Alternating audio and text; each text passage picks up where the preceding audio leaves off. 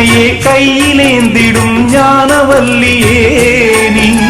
வெள்ளை தாமரை பூவி மேவியே ஆளும் செல்வியே நீ எந்தன் வாக்கு மேடையில் நின்று ஆடும் வாணியே எந்த நாளும் மேன்மையில் என்னை ஏற்றுமேனியே அன்னை நீ அல்லவா இன்னும் நான் சொல்லவா நீதான் தெய்வம் நீதான் செல்வம் கீதம் சங்கீதம்